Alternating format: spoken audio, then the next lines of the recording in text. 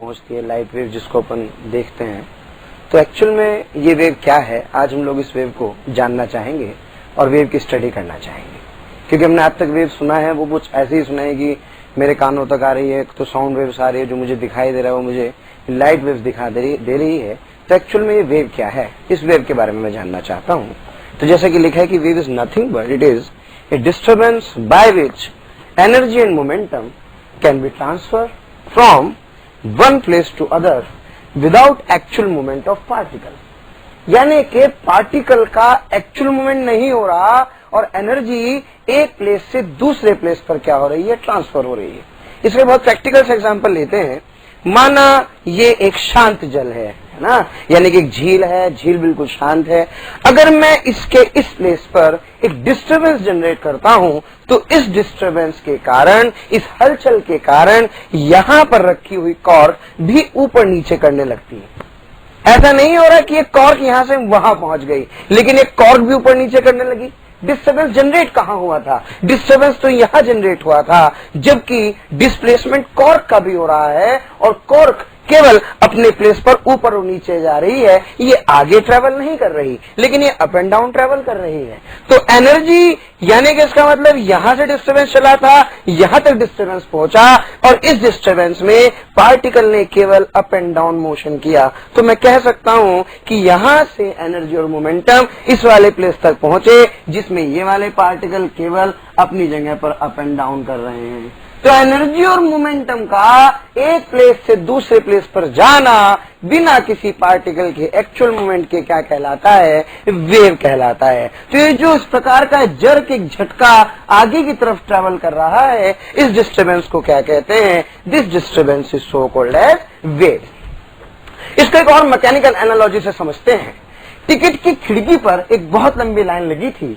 अगर ये पीछे वाला आदमी इस आगे वाले आदमी को धक्का दे दे तो जरा सोचो, क्या ये झटका इसको ट्रांसफर होता चला जाएगा और अंत में जो आदमी यहां पर टिकट ले रहा होगा क्या उसको झटका लगेगा? क्या इस आदमी ने भाग करके उसको वहां जाकर के झटका दिया? नहीं, ये अपनी जगह पर है, ये अपनी जगह पर, सब अपनी जगह पर है, लेकिन झटका एक प्लेस से दूसरे प्लेस पर ट्रांसफर हुआ।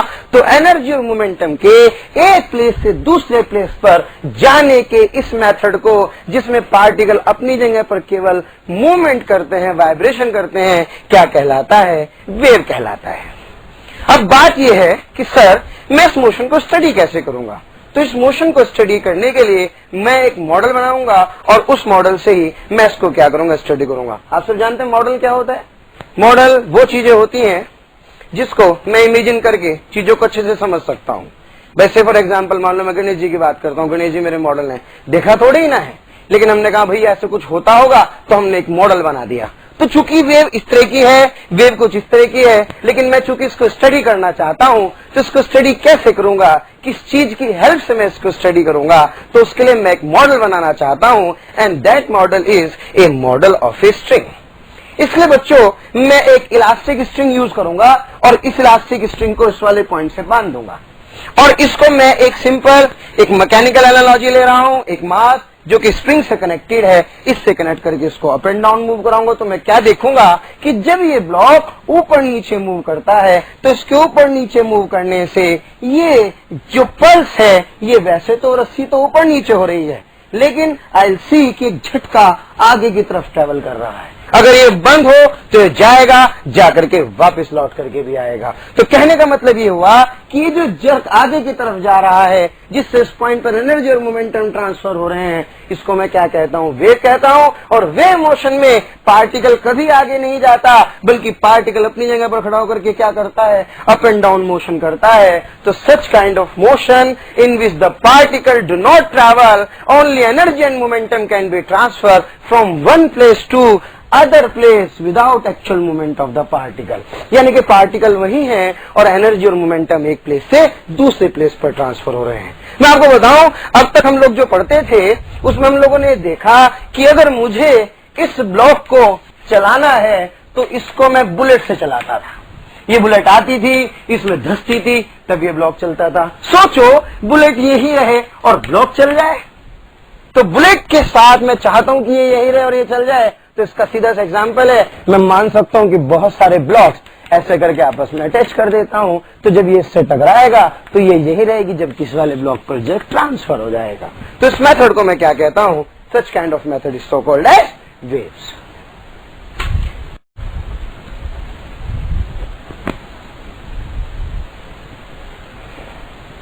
Now, wave can be classified into three categories. The one is on the behalf of mode of vibration, the second one is on the behalf of the medium, and third one on the behalf of transportation of energy, कि energy का जो जाना है या आना है वो किस तरह से हो रहा है। तो बच्चों को मैं पहली बात करूं, द मोड ऑफ वाइब्रेशन की बात करता हूं, तो मैं जान चुका हूं कि जब डिस्टर्बेंस एक प्लेस से दूसरे प्लेस पर जाता है तो पार्टिकल अपने प्लेस पर वाइब्रेट करते हैं और एनर्जी मोमेंटम ट्रांसफर होता है।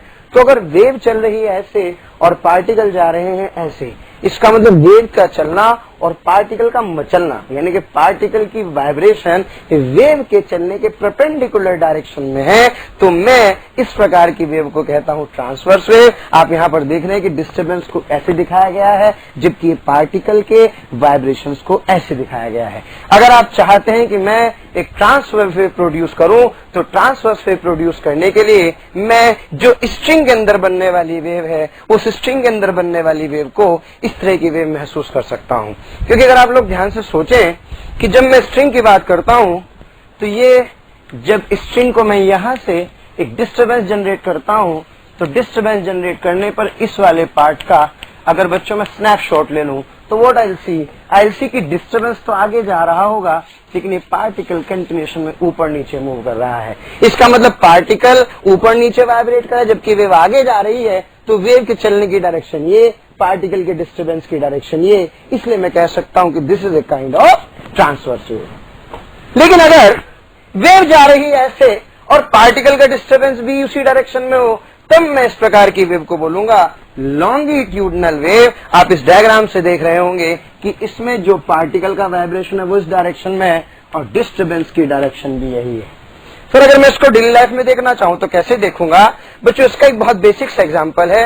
अगर आप ध्यान से सोचें कि एक स्प्रिंग को इस तरह से यहां से बांध दिया गया और यहां से अगर हल्का सा इसको झटका देके छोड़ा जाएगा, तो झटका देके छोड़े जाने पर अगर आप इसके इसी पार्ट का स्नैपशॉट लेंगे तो ये आपको ऐसे ऐसे वाइब्रेट करता हुआ दिखाई देगा। इसका मतलब जर्क आगे जा रहा है, जबकि पार्टिकल अपने प्लेस पर केवल ऐसे ऐसे वाइब्रेट कर रहे हैं। तो such kind of wave is a longitudinal wave and I can say this is a wave in a string. This is a mechanical analogy. The second classification on the behalf of the medium. बच्चों, कुछ wave को चलने के लिए medium की requirement होती है, जबकि कुछ वेव्स को चलने के लिए मीडियम की रिक्वायरमेंट्स नहीं होती। तो जो वेव्स जिनको चलने के लिए मीडियम की रिक्वायर्स होती है, ऐसे वेव्स को बोलते हैं मैकेनिकल वेव्स, और जिन वेव्स को चलने के लिए मीडियम की रिक्वायरमेंट नहीं होती, जिसको क्या बोलते हैं? Non mechanical waves. तो जो साउंड वेव्स है, आपको पता है चंद्रमा पर आवाज नहीं आती, क्यों? क्योंकि वहां पर एटमॉस्फेयर नहीं है। एटमॉस्फेयर नहीं है तो मीडियम नहीं है, मीडियम नहीं है तो जो साउंड वेव है वहां ट्रेवल नहीं कर पाएगी, ट्रेवल नहीं कर पाएगी, इसका मतलब वहां पर मीडियम प्रेजेंट नहीं है। अगर मीडियम होता तो साउंड वेव ट्रेवल करती, इसका मतलब साउंड वेव को ट्रेवल करने के लिए मीडियम की रिक्वायरमेंट है, जो कि अर्थ पर पॉसिबल है लेकिन मून पर पॉसिबल नहीं है। इसलिए मैं कह सकता हूं कि मैकेनिकल वेव्स वो वेव्स होती है जिनको ट्रेवल करने के लिए साउंड मीडियम की रिक्वायरमेंट होती है, इसलिए जो साउंड वेव होगी एक प्रकार की मैकेनिकल वेव्स होगी।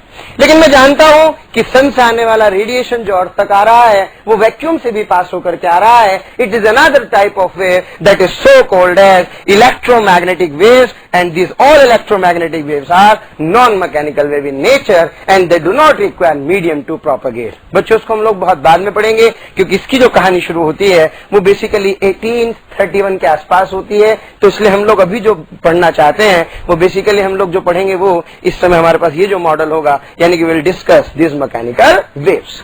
फिर इसके बाद समटाइम्स एनर्जी मीडियम से बाहर चली जाती है और एक बार एनर्जी मीडियम के दो पार्ट के बीच में कन्फाइंड होकर के रह जाती है, तो अगर मीडियम के अंदर एनर्जी एक प्लेस से दूसरे प्लेस पर चली जाती है यानी कि प्रोपेगेट कर रही है, तो उसको मैं कह रहा हूं दिस इज प्रोग्रेसिव वेव। और अगर मीडियम के दो पार्ट के बीच एनर्जी बाउंड होकर के रह जाती है तो this is a kind of standing waves. In standing waves और प्रोग्रेसिव वेव के बाद में हम लोग थोड़ा बाद में पढ़ेंगे, लेकिन प्लीज आप लोग ध्यान रख करके चलें। तो मैं इन ए वेरी ब्रीफ मैं आपको फाइनली बताना चाहता हूं कि wave can be classified into three categories. The one is on the behalf of mode of vibration, the second on the behalf of medium and the third one is on the behalf of energy. अगर मैं बात करता हूं modes of vibration की, तो modes of vibration में हो सकता है वेव जिस डायरेक्शन में चल रही हो पार्टिकल उसके परपेंडिकुलर मूव कर रहे हो सकता है वेव जिस डायरेक्शन में चल रही हो पार्टिकल भी उसी डायरेक्शन में मूव कर रहे हो। अगर पार्टिकल वेव के चलने के परपेंडिकुलर चलेंगे तो such kind of wave are transverse wave, और अगर पार्टिकल वेव के डायरेक्शन में ही वाइब्रेट कर रहे होंगे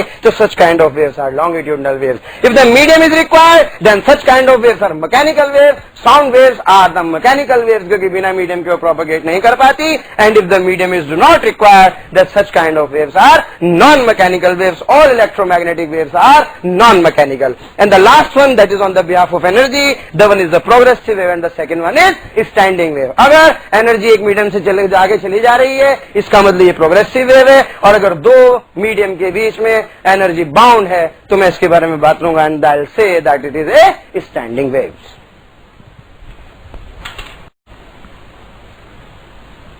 बच्चों, क्लासिफिकेशन ऑफ वेव पढ़ने के बाद अब हम लोग जो मेन एम्फेसिस करेंगे अपना जो वेव का मॉडल है समझने के लिए, वो एक स्ट्रिंग में बनने वाली वेव है जिससे हम लोग वेव को बहुत आसानी से समझ सकते हैं। और on the behalf of the mode of vibration of the particle हम लोग ऑलरेडी वेव को क्लासिफाई कर चुके हैं। तो मैं मान रहा हूं कि मैं जो वेव स्टडी कर रहा हूं वो एक तरह की साइनसॉइडल वेव है। साइनसॉइडल वेव वो होती है जिसके अंदर मीडियम के सारे पार्टिकल्स एसएचएम करते हैं। तो साइनसॉइडल वेव बनाने के लिए स्ट्रिंग में मैंने एक ऐसा सोर्स लिया और इस सोर्स को एक स्प्रिंग से कनेक्ट करते हुए जब मैंने यहाँ पर डिस्टर्बेंस जनरेट किया तो डिस्टर्बेंस जनरेट करने पर इस प्रकार की वेव मुझे ऑब्टेन हुई। ये जो सोर्स है वो एसएचएम कर रहा है, और अगर ये एसएचएम करेगा तो इसका हर पार्टिकल एसएचएम परफॉर्म करेगा। अगर मैं किसी टाइम टी पर इस स्ट्रिंग का एक स्नैपशॉट ले लूं तो स्नैपशॉट मतलब सब कुछ फ्रीज हो चुका है, तो स्नैपशॉट लेने पर आई विल सी कि मुझे कुछ पीक्स दिखाई दे रहे हैं। ये पीक्स वो है जहां तक ये वाला पार्टिकल मैक्सिमम हाइट तक जा सकता है। इस maximum displacement of the particle is so called as amplitude of the wave. ये पार्टिकल का भी एम्पलीट्यूड है और यही वेव का भी एम्पलीट्यूड है। तो जो पार्टिकल का मैक्सिमम डिस्प्लेसमेंट होता है this maximum displacement is so called as amplitude. ऊपर लिखेंगे तो प्लस ए, नीचे लिखेंगे तो माइनस ए। फिर अगर मैं इन दो पर्टिकुलर पीक्स की बात करता हूं, एक ये वाला पीक और एक ये वाला पीक, इन दोनों के बीच की जो लेंथ है this length is termed as wavelength. Actually what is the definition of wavelength? In a time of one oscillation of the source wave जितने डिस्टेंस ट्रेवल करती है इस डिस्टेंस को मैं क्या बोलता हूं? वेवलेंथ बोलता हूं। तो बच्चों ध्यान दो, अगर मैं आपसे कहूं कि ये सोर्स ऊपर से चल करके नीचे आया यानी कि इसने अपना एक ऑसिलेशन कंप्लीट किया, तो एक ऑसिलेशन में जो वेव है यहां से लेकर के यहां तक फॉर्म होगी, तो ये डिस्टेंस लैम्डा कह सकता हूं। या मैं चाहूं अगर मैं ध्यान से कोई वेव यहां से शुरू होती तो भी तो ये वाला जो डिस्टेंस है ये शायद एक ऑसिलेशन में ही चला गया है। तो इस एक ऑसिलेशन में वेव जितना डिस्टेंस ट्रेवल करती है this distance is so called as wavelength. फिर ये पार्टिकल जो कि यहां पर सोर्स वाइब्रेशन कर रहा है जिसको मैं जानता हूं, ये एक ऑसिलेशन में जितना टाइम लेता है इसको कहा जाता है टाइम पीरियड ऑफ पार्टिकल, और it is also termed as time period of wave. और मैं जानता हूं कि अगर मैं फ्रीक्वेंसी लिखना चाहता हूं तो frequency is the reciprocal of time period. दूसरा, ये तो स्नैपशॉट है, किसी पर्टिकुलर टाइम टी पर खींचा गया फोटो है। अगर मैं इसको कंटिन्यू रखता तो ये मूवमेंट आगे बढ़ता रहता और पल्स की शेप भी कुछ ऐसे चेंज होती रहती। तो ये जो डिस्टर्बेंस आगे बढ़ रहा है हम लोग पहले भी जिक्र कर चुके हैं, इस डिस्टर्बेंस को अपन वेव बोलते हैं। तो इस डिस्टर्बेंस का जो रेट होता है, जो रफ्तार होती है मीडियम में इसके ट्रेवल करने की, it is termed as wave speed. अब मुझसे कोई ये कह रहा है कि भाई find the relation between wave speed, frequency and wavelength. यानी कि मुझे बताइए कि वेव स्पीड यानी कि v, फ्रीक्वेंसी मतलब f और वेवलेंथ में क्या रिलेशन होगा। तो मैं अभी डिफाइन कर चुका हूं लैम्डा की डेफिनेशन कि एक ऑसिलेशन के टाइम में वेव जितनी डिस्टेंस ट्रेवल करती है इस डिस्टेंस को लैम्डा कहते हैं। यानी कि बच्चों मैं लिख सकता हूं कि distance travelled by A wave in time of one oscillation, that is lambda. और क्या एक ऑसिलेशन में लगने वाले टाइम को कैपिटल टी यानी कि टाइम पीरियड बोलते हैं। इसका मतलब लैम्डा जो डिस्टेंस होगी क्या वो टाइम पीरियड टी में चली गई होगी, यानी कि मैं कह सकता हूं कि टी टाइम में चला गया जो डिस्टेंस है वो क्या होगा, लैम्डा। तो क्या बच्चों यूनिट टाइम में चली गई डिस्टेंस क्या लैम्डा बाई टी होगी। और मैं जानता हूं यूनिट टाइम में चली गई डिस्टेंस को क्या बोलते हैं, स्पीड। तो इसको मैं स्पीड से रिप्लेस कर सकता हूं, तो this would be lambda by T. और लैम्डा बाई टी में मैं जानता हूं फ्रीक्वेंसी 1/t होती है। तो अगर मैं इसकी वैल्यू उठा करके यहां रख दूंगा तो मेरे पास आ जाएगा एफ लैम्डा।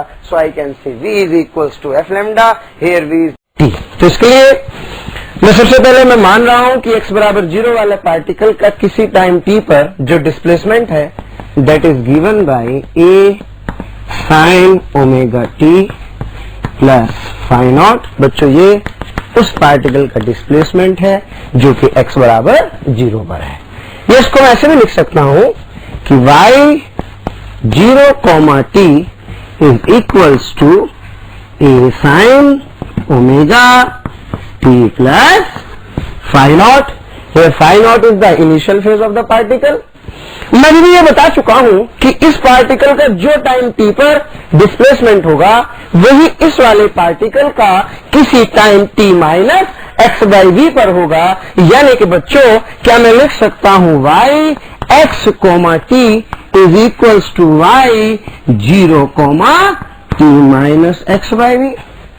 इसका मतलब इस वाली इक्वेशन में अगर मैं t को t minus x by v से रिप्लेस कर देता हूं तो क्या what I will obtain y x t is equals to a sine omega t minus x by v plus phi naught, और y x t is equals to a sine omega t minus kx plus psi naught.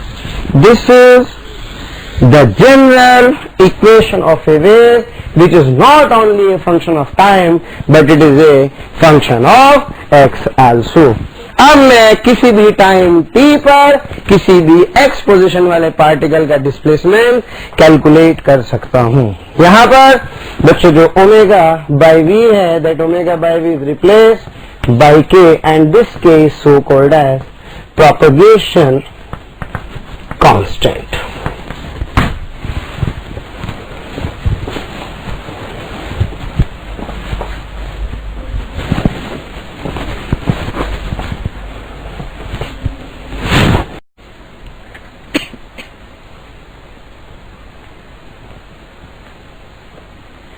देखिए अभी तक अपन ने क्या पढ़ा कि अगर कोई वेव जो कि प्लस x डायरेक्शन में मूव कर रही है इस तरह से, ठीक है, ये हो गया है x, यहाँ पर क्या है y, किस डायरेक्शन में मूव कर रही है। अगर ये प्लस x डायरेक्शन में विद वेलोसिटी v से मूव कर रही है तो इसकी इक्वेशन क्या आई थी अपने पास, y equal to a sine omega t minus k x आई थी। ठीक है, ये तो था जब पॉजिटिव x डायरेक्शन में मूव कर रही थी। अगर यही वेव नेगेटिव x डायरेक्शन में मूव करे तो क्या आएगी अपने पास, ये है, ठीक है, y।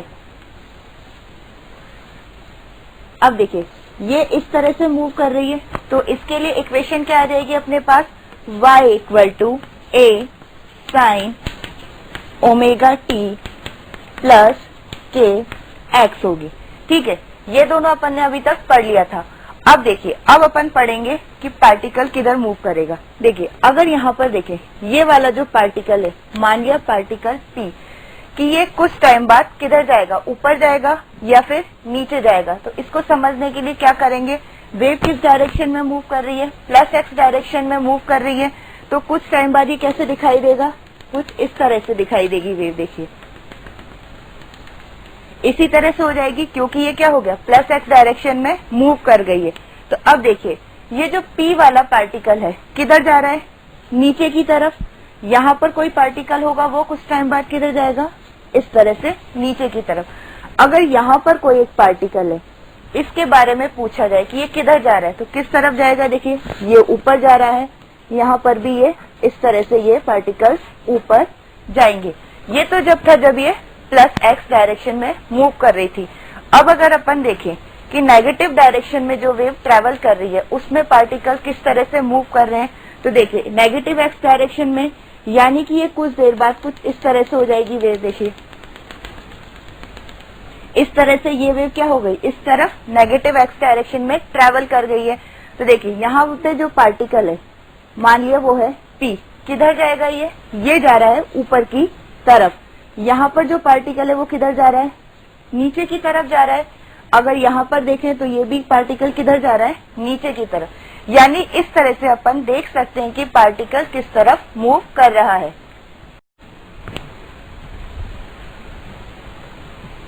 अब देखिए अपन इसके ऊपर एक क्वेश्चन करते हैं वेव के, ठीक है। अपन को वेव किस तरह से दे रखी है, इस तरह से दे रखी है, ये है एक्स एक्सिस और वाई एक्सिस। वेव कैसे दे रखी है अपन को, ठीक है, कुछ इस तरह से ये अपन को दे रखा है। यहाँ वाला पोजीशन क्या दे रखी है, ये है +a/2, एम्पलीट्यूड इसका क्या है +a, और वेव ट्रेवल कर रही है +x डायरेक्शन में विथ स्पीड v। अब अपन को क्या फाइंड करना है, इक्वेशन ऑफ वेव।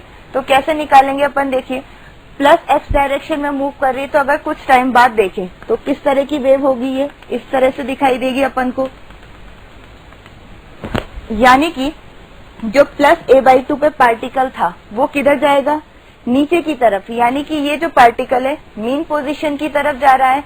तो अगर अपन देखें यहाँ पर, देखिए ये हो गई है मीन पोजीशन -a, ये है +a, ठीक है। पहले कहा है पार्टिकल +a/2 पर था, तो ये हो गया है +a/2 पर। कहाँ मूव कर रहा है, a/2 से मीन पोजीशन की तरफ, यानी कि ये कुछ इस तरह से आ रहा है। तो अब देखिए अपन फेजर में देखें,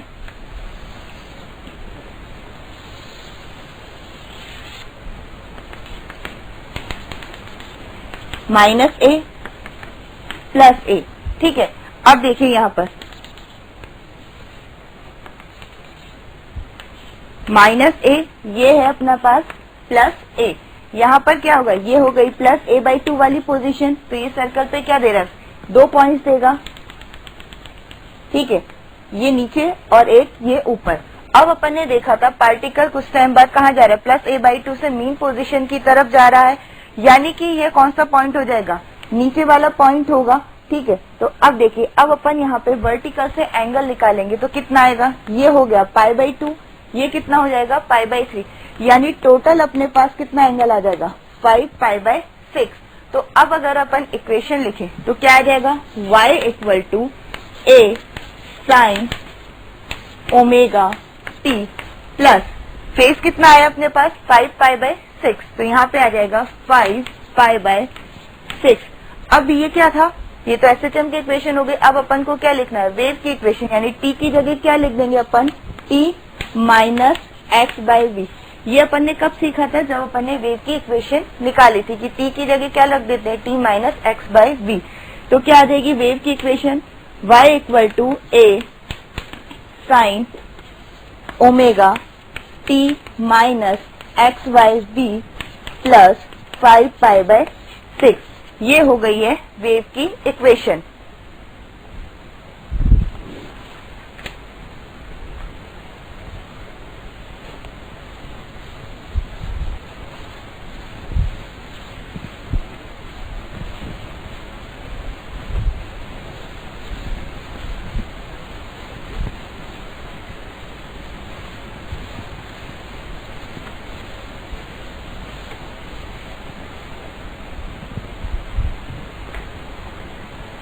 नेक्स्ट टॉपिक क्या है, पार्टिकल वेलोसिटी एंड एक्सीलरेशन।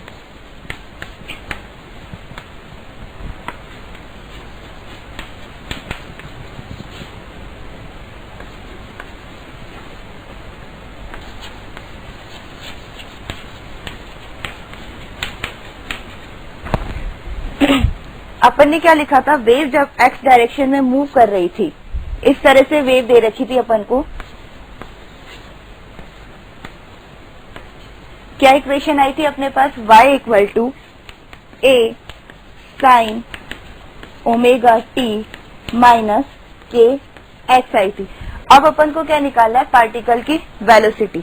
तो अपन ने देखा यहाँ से किसी x डिस्टेंस पर एक पार्टिकल ले लेते हैं, ये वाला, यानी इस पार्टिकल की वेलोसिटी लिखेंगे। तो अब अपन क्या करेंगे, इस y को टाइम के रेस्पेक्ट में डिफरेंशिएट करेंगे, del y by del t. अब इसमें दो वेरिएबल है x और t। अपन ने x को क्या कर दिया, फिक्स कर दिया है। तो क्या आ जाएगा यहाँ पे, del y by del t, x equal to constant. क्या आ जाएगा यहाँ पर, इसको डिफरेंशिएट करेंगे तो साइन का कॉस हो जाएगा, यानी कि a cos omega T minus के एक्स इंटू ओमेगा। ये क्या होगा, पार्टिकल की वेलोसिटी, यानी कि vp इक्वल टू यहाँ पर आ जाएगा a omega cos omega T minus के एक्स। ये तो इसकी वेलोसिटी का एक फॉर्म हो गया। अब आगे देखते हैं अपन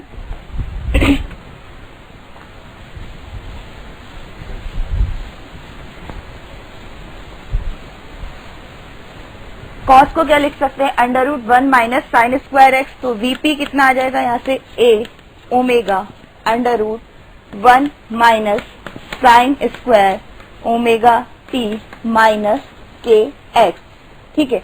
जब अपन ने डिस्प्लेसमेंट की इक्वेशन पढ़ी थी, y इक्वल टू क्या था, a sine omega T minus के एक्स था। तो यहाँ से जब साइन ओमेगा टी माइनस के एक्स की वैल्यू लिखेंगे तो क्या आएगा, y अपॉन a आएगा। यानी जब साइन ओमेगा टी माइनस के एक्स की वैल्यू ऊपर वाली इक्वेशन में लिखेंगे तो क्या आ जाएगा, vp equal to a omega under root 1 minus y square upon a square. तो अब पार्टिकल की वेलोसिटी क्या आएगी यहाँ पर, vp equal to a omega under root, यहाँ पर देखिए a स्क्वायर एलसीएम आ जाएगा, a बाहर आएगा तो क्या आएगा, a square minus y square divided by a से a कैंसिल। तो vp कितना आ जाएगा अब यहाँ पर, vp equal to omega under root a square minus y square. ये हो गई है पार्टिकल की वेलोसिटी। अब निकालना है अपन को acceleration.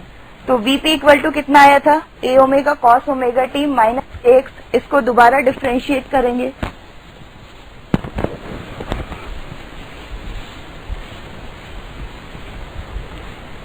ap equal to, ap क्या हो गया यहाँ पे, पार्टिकल का एक्सीलरेशन। कितना हो जाएगा ये, del two y by del T square. अब इसको जब दोबारा डिफरेंशिएट करेंगे तो a omega constant term cos omega T minus के एक्स। कॉस का क्या होगा, माइनस साइन, तो ये आ जाएगा a omega minus sine omega T minus के एक्स इंटू ओमेगा। यानी यहाँ से अपने पास एक्सीलरेशन आ जाएगा ap equal to minus a omega square sine omega T minus के एक्स। ये आ गया अपने पास एक्सीलरेशन का फॉर्मूला। अब यहाँ पर देखिए a into sine omega T minus के एक्स क्या था, डिस्प्लेसमेंट की इक्वेशन थी। तो इसको अपन क्या लिख सकते हैं, ap equal to minus omega square y। ये किसकी इक्वेशन थी, एसएचएम की इक्वेशन थी। पर उसमें जब अपन ने एसएचएम पढ़ा था उसमें क्या आया था, माइनस ओमेगा स्क्वायर एक्स, यानी पार्टिकल एक्स एक्सिस के अबाउट एसएचएम कर रहा था। यहाँ पर क्या आया, माइनस ओमेगा स्क्वायर वाई, यानी पार्टिकल किसके अबाउट एसएचएम कर रहा है, वाई एक्सिस के अबाउट।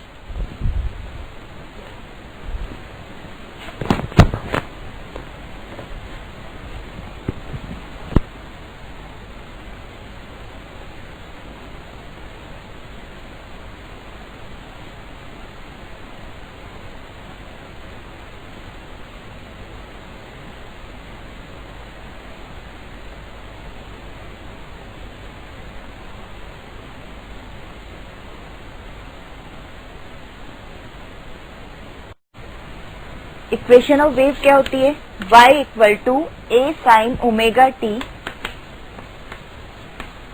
माइनस के एक्स होती है। इसको अपन ने क्या करा था, पार्टिकल की वेलोसिटी निकालने के लिए एक्स को कांस्टेंट रख के टाइम के रेस्पेक्ट में डिफरेंशिएट किया था। तो देखिए जब इसे डिफरेंशिएट करेंगे del Y by del T keeping X constant, क्या आ जाएगा, ये अपने पास आएगा A omega cos omega T minus के एक्स। यही आया था, ये क्या था, पार्टिकल की वेलोसिटी थी।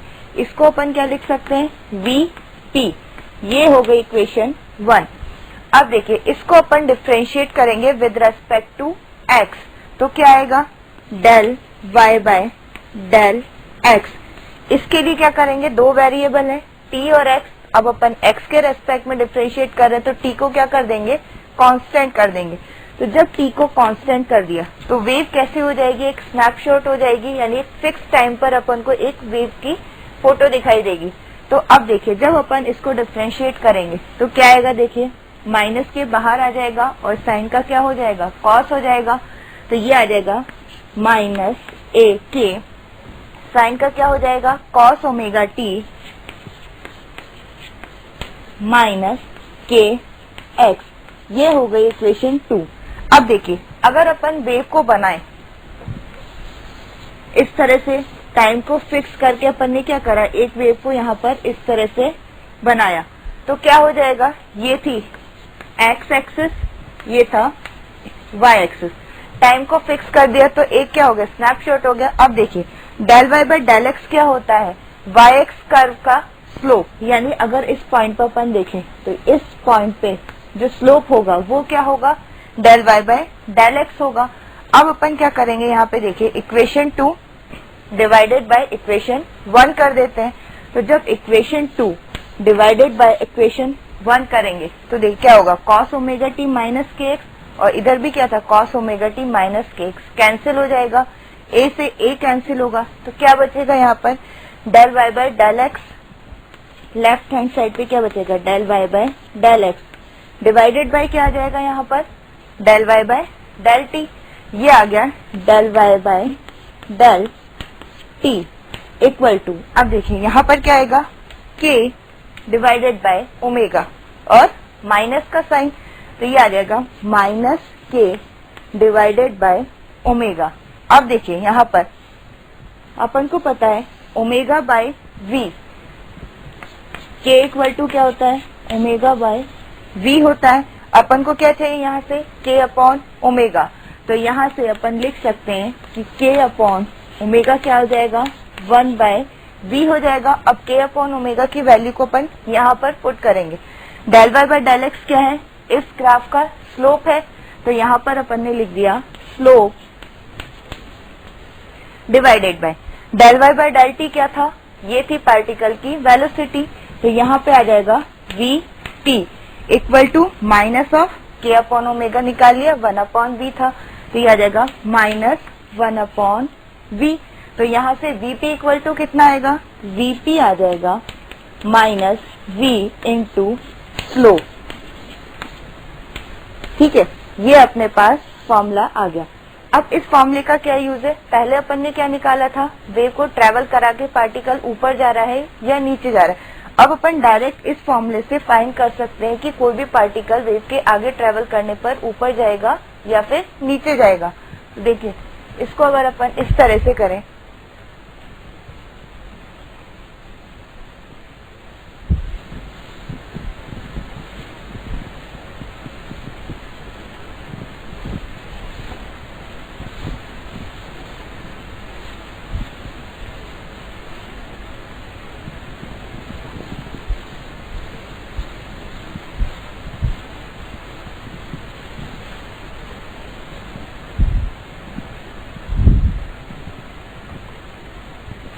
क्या फॉर्मूला आया था, अभी अपन ने निकाला था, v p equal to minus v into slope, यही आया था। अब एक एग्जांपल देखते हैं। देखिए एक वेव ले ली अपन ने जो कि पॉजिटिव एक्स डायरेक्शन में मूव कर रही थी। ये x, ये y। ठीक है, ये किधर मूव कर रही है? इस डायरेक्शन में b से मूव कर रही है।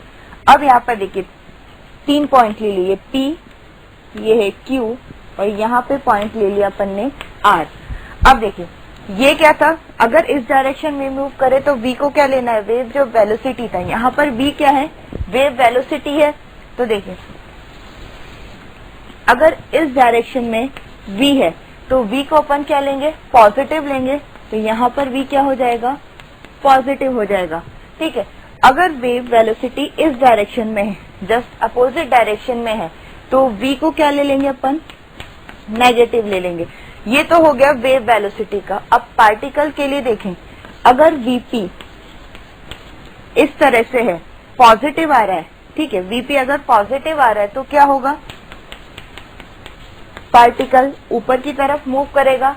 अगर पार्टिकल की वेलोसिटी vp नेगेटिव आई, इसका मतलब क्या होगा? पार्टिकल नीचे की तरफ ट्रेवल करेगा। तो अब अपन तीनों पॉइंट्स पे एनालाइज करते हैं। अब देखिए पॉइंट P पर क्या है? v तो क्या है? पॉजिटिव होगा, क्योंकि किस डायरेक्शन मूव कर रहा है? इस तरह से मूव कर रहा है। अब इस P पॉइंट पे देखिए स्लोप कैसा है? पॉजिटिव है। तो यहाँ पे अपन देखेंगे eight point P,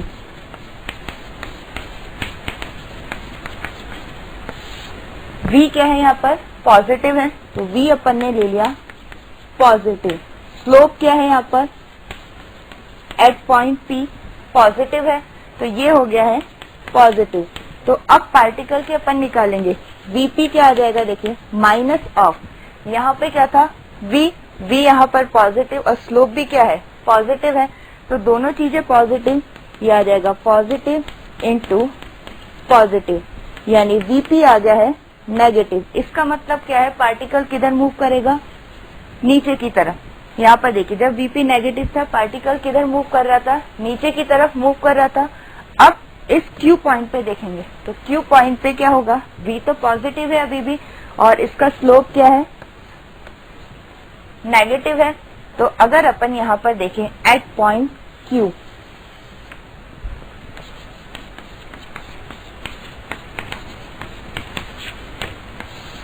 Q point पर देखें तो v पॉजिटिव और स्लोप क्या है? यहाँ पर स्लोप है नेगेटिव। तो vp क्या आ जाएगा? vp आएगा यहाँ पर minus of positive into slope आता है। स्लोप यहाँ पर क्या है? एट पॉइंट Q नेगेटिव है, तो ये आ गया नेगेटिव। अब देखिए नेगेटिव पॉजिटिव नेगेटिव क्या आ जाएगा? यहाँ पर पॉजिटिव आएगा। तो जब ये पॉजिटिव आएगा, यानी कि पार्टिकल किधर मूव करेगा? ये Q पॉइंट वाला ऊपर की तरफ। अब एक पॉइंट बचा अपने पास R। अब इस R पॉइंट पे देखिए, यहाँ पर स्लोप क्या है? 0। तो यहाँ पे अपन लिख सकते हैं del y by del x equal to 0। Slope 0, यानी कि vp क्या हो जाएगा इस केस में? 0। तो अगर अपन एट पॉइंट R पे देखें, तो जब अपन R पे देखेंगे स्लोप क्या है वहां पर? 0। तो ये लिख दिया स्लोप इक्वल टू 0। स्लोप 0 तो क्या हो जाएगा? पार्टिकल की वेलोसिटी vp इक्वल टू यहाँ पर आ जाएगा 0। यानी इस तरह से अपन देख सकते हैं कि कौन सा पार्टिकल थोड़े टाइम बाद ऊपर मूव करेगा या फिर नीचे।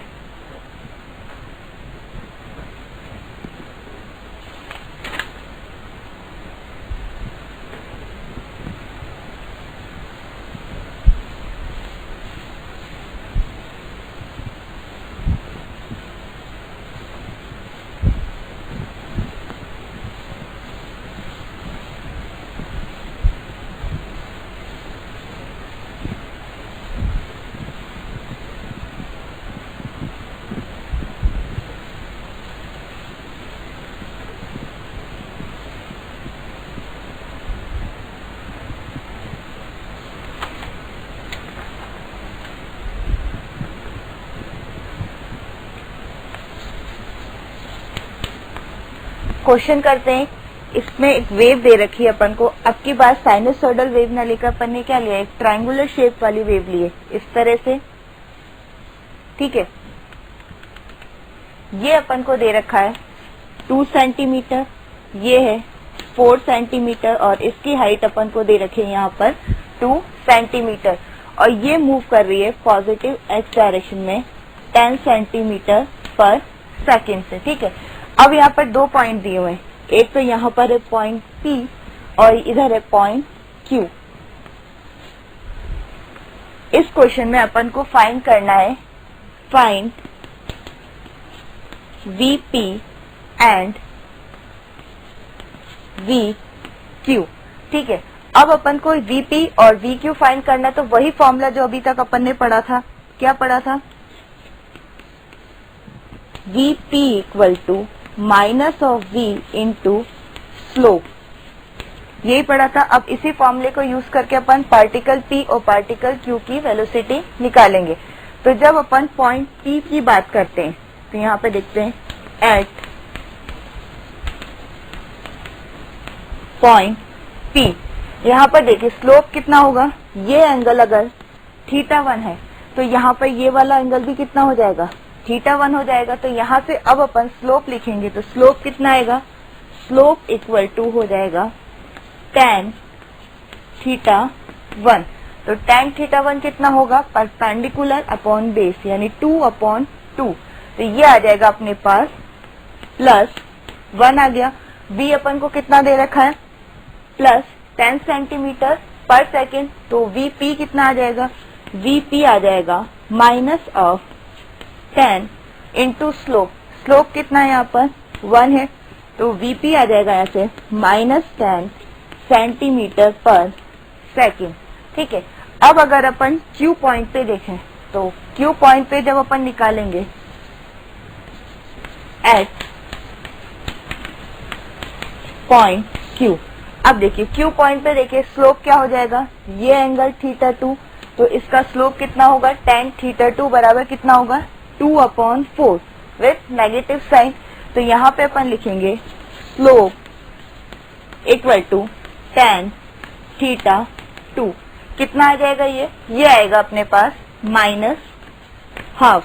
ठीक है, अब Q पॉइंट की वेलोसिटी निकालनी है, Q पॉइंट पे जो पार्टिकल है, तो VQ कितना हो जाएगा, माइनस V कितना है यहाँ पर 10 और स्लोप कितना है अभी अपन ने निकाला, यहाँ पर देखिए माइनस हाफ निकाला है, तो ये आ जाएगा माइनस हाफ। तो यहाँ से ये आ जाएगा अपने पास 5 सेंटीमीटर पर सेकेंड। अब देखिए ये तो आया पॉजिटिव, यानी पार्टिकल किधर मूव करेगा, इसमें ऊपर की तरफ मूव करेगा। और VP क्या आया था, नेगेटिव, यानी कि ये किधर मूव कर रहा है, नीचे की तरफ मूव करेगा।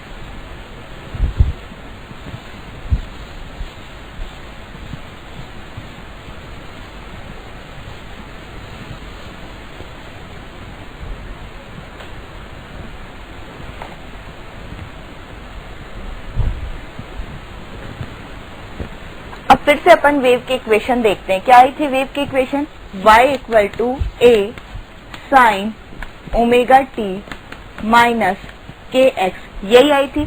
इसको अपन डिफ्रेंशिएट करेंगे with respect to t, keeping x constant. तो del y by del t क्या हो जाएगा, ये अपन निकाल चुके हैं। क्या आया था, a omega cos omega t minus के एक्स, यही आया था।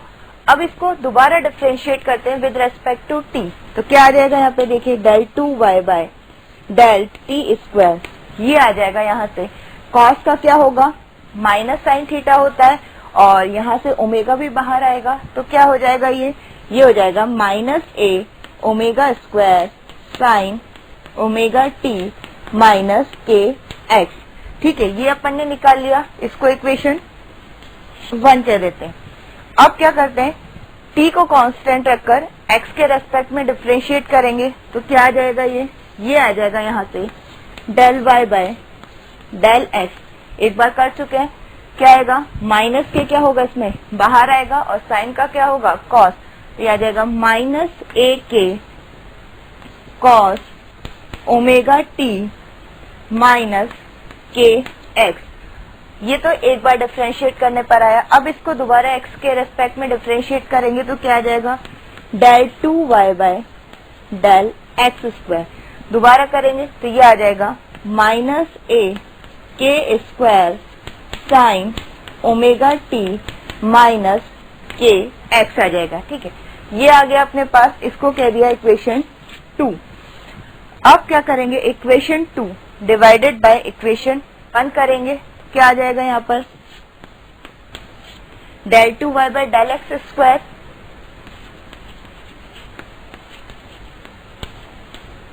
डिवाइडेड बाय इधर कितना आएगा, del 2y by del T square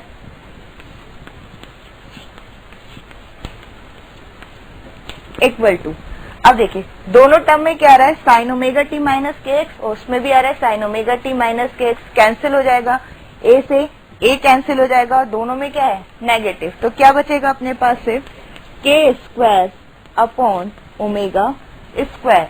अब अपन ने पढ़ा था के इक्वल टू क्या था, ओमेगा बाय वी था। तो यहां से वापस देखिए के इक्वल टू था ओमेगा बाय वी। यहाँ पे क्या चाहिए अपन को, के अपॉन ओमेगा। तो के अपॉन ओमेगा क्या हो जाएगा यहाँ से, 1 अपॉन वी। अब जो ये के अपॉन ओमेगा की वैल्यू है, इसको अपन इस इक्वेशन में पुट कर देंगे तो क्या आ जाएगा, ये तो यही रहेगा, del 2y by del x square. ये आ गया del 2y by del x square equal to 1 upon v square. V square क्यों, क्योंकि यहाँ पे क्या था, के स्क्वायर अपॉन ओमेगा का स्क्वायर है, इनटू कितना आ जाएगा यहाँ से, del 2y by del T square. एक तो ये अपने पास इक्वेशन आ गई। ठीक है, और इसको एक दूसरे फॉर्म में अपन लिख सकते हैं, वी स्क्वायर को उधर ले जाएं तो ये आ जाएगा अब अपने पास del 2y by del T square. एक तो ये फॉर्म आ गया, इसको दूसरे फॉर्म में लिखेंगे, ये आ जाएगा del 2y by del T square equal to v square into del 2y by del x square. ये क्या हो गई है, वेव की स्टैंडर्ड इक्वेशन हो गई है। तो इनको अपन क्या लिख सकते हैं, standard equations, standard equation of wave. यानी कि कोई भी वेव फंक्शन हो एक्स और टी का, और वो इस इक्वेशन को सेटिस्फाई कर रही हो, तो इसका मतलब क्या है, वो वेव की इक्वेशन है। तो यहाँ पे अगर अपन देखें,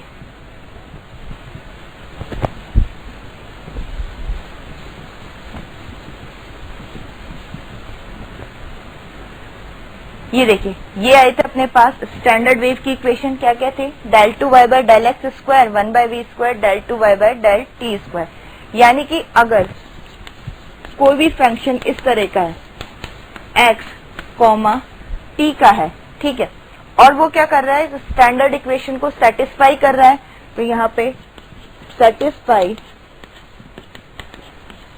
स्टैंडर्ड इक्वेशन ऑफ वेव,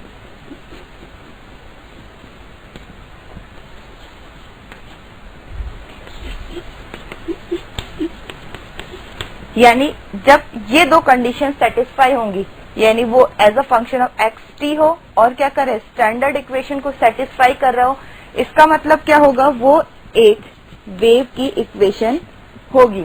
ठीक है, अब इस पर अगर अपन आगे क्वेश्चन करेंगे,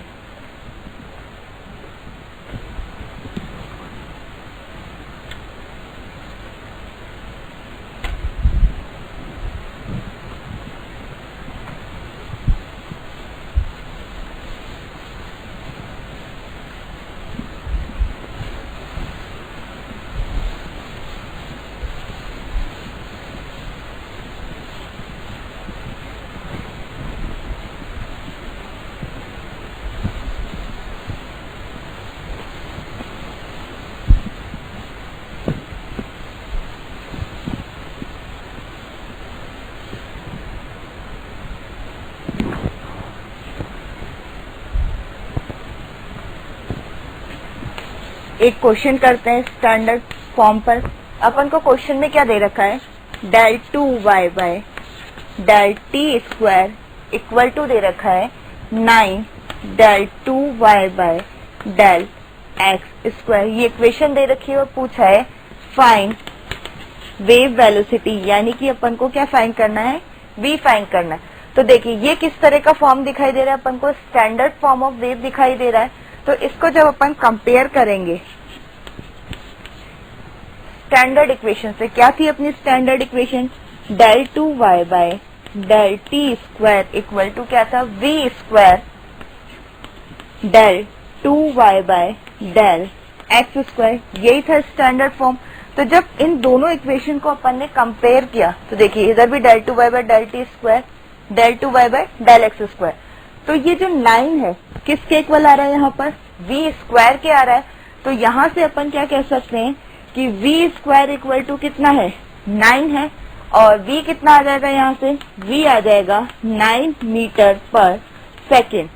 ठीक है, इस तरह से क्या कर सकते हैं अपन, कंपेयर करा के v की वैल्यू निकाल लेंगे।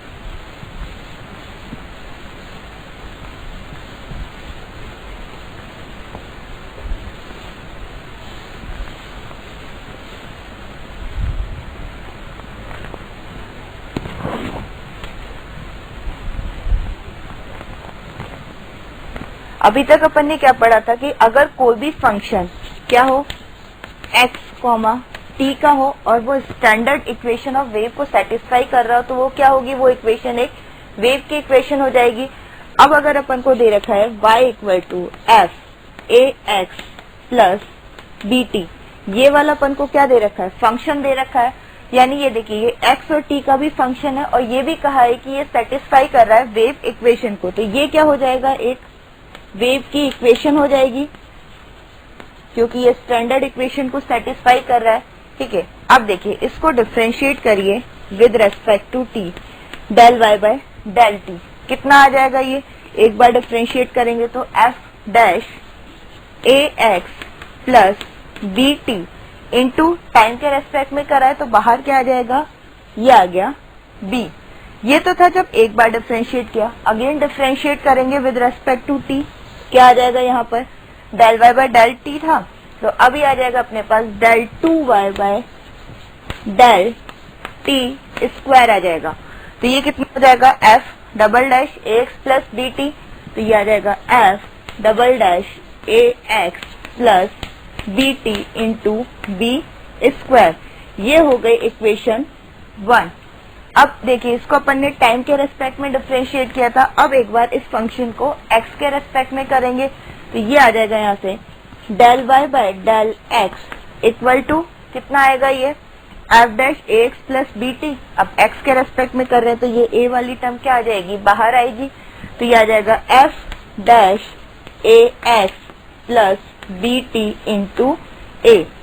अब अगेन डिफरेंशिएट कर देते हैं, डबल डिफरेंशिएशन, तो कितना आएगा, ये del 2y by del x square कितना आएगा, ये आएगा f double dash ax plus B T into A square. ये हो गई इक्वेशन 2। अब क्या करेंगे, दोनों इक्वेशन आ गए 1 और 2, यानी del 2y by del t square, नीचे आ गया del 2y by del x square. 1 divided by 2 कर देते हैं तो ये क्या आएगा, यहाँ पर जब 1 डिवाइडेड बाय 2 करेंगे del 2y by del t square divided by del 2y by del x square.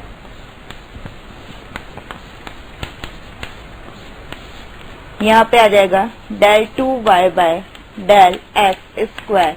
यहाँ पे देखिए f double dash ax plus B t, दोनों टर्म कैंसिल, क्या आ जाएगा यहाँ से b अपॉन a आ गया। तो यहाँ से इस टर्म को उस तरफ ले जाएंगे, क्या आ जाएगा ये आ जाएगा del 2y by del t square equal to आएगा b upon a, sorry b square upon a square आएगा यहाँ पर, b square upon a square into del 2y upon del x square. अब एक बात इस इक्वेशन को देखें, क्या ये अपने पास del 2y by del t square बराबर b स्क्वायर by a square del 2y by del x square. अब अपने पास स्टैंडर्ड इक्वेशन क्या आई थी, वो आई थी del 2y by del t square equal to, standard equation of wave निकाली थी, वो आई थी v square into del 2y by del x square, यही आई थी, स्टैंडर्ड इक्वेशन थी।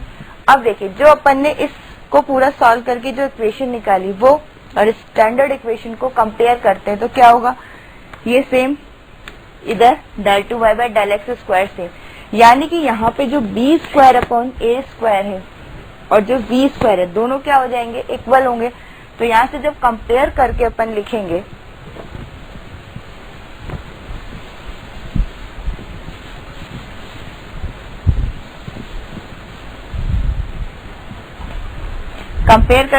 तो v स्क्वायर इक्वल टू क्या आ रहा है, b अपॉन a। तो यहाँ से अपन लिख सकते हैं v इक्वल टू आया था b अपॉन a, ठीक है। अब यहाँ पे अपने पास फंक्शन क्या था, y equal to f a x plus B t, यही फंक्शन अपन ने स्टार्टिंग में लिया था। तो ऊपर क्या आ रहा था b, b क्या है यहाँ पर, कोफिशिएंट ऑफ t, नीचे क्या आ रहा है यहाँ पर a क्या है यहाँ पर, कोफिशिएंट ऑफ x। तो अपन इसे जनरलाइज करके लिख देंगे, v इक्वल टू आएगा मोड ऑफ, ब्रैकेट में ऊपर क्या था, b था, तो यहाँ पे आ जाएगा कोफिशिएंट ऑफ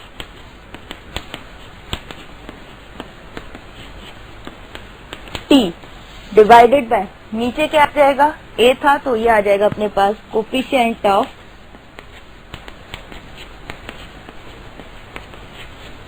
x, ये ठीक है। ये अपने पास आ गया v का फॉर्मूला, यानी कि वेव स्पीड।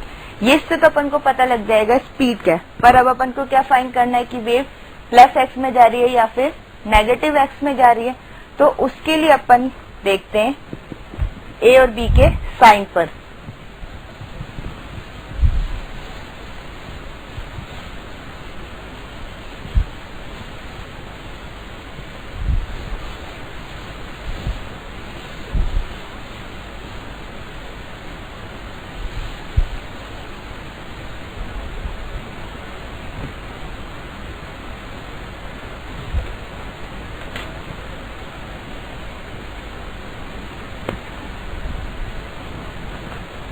पूरा सॉल्व करने के बाद अपने पास v कितना आया था, mode of coefficient of t divided by coefficient of x।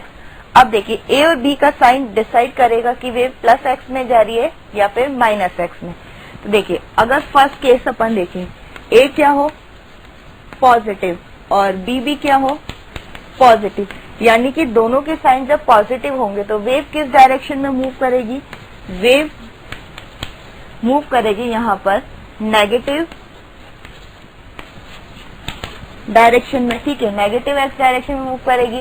अब यहाँ पर देखिए a क्या हो जाए नेगेटिव और b क्या हो पॉजिटिव, यानी जब दोनों के डायरेक्शन a और b के डायरेक्शन अपोजिट है तो वेव किस डायरेक्शन में मूव करेगी, पॉजिटिव डायरेक्शन में।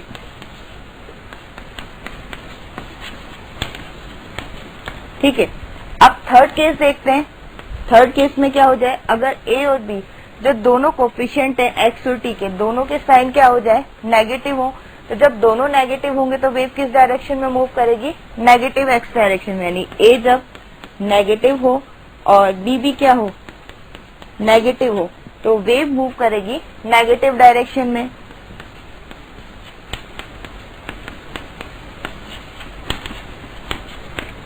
अब लास्ट वाला केस, जब a क्या हो जाए पॉजिटिव और b क्या हो नेगेटिव, तो जब a पॉजिटिव हो और b क्या हो जाए नेगेटिव हो जाए तो वेव मूव करेगी पॉजिटिव डायरेक्शन में।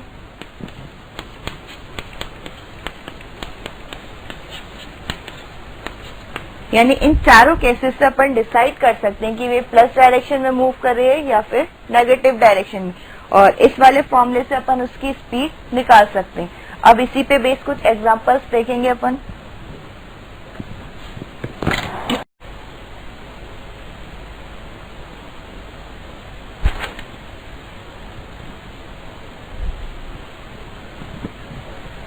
अभी तक अपन ने क्या करा था, वेलोसिटी ऑफ वेव निकालनी सीख ली थी।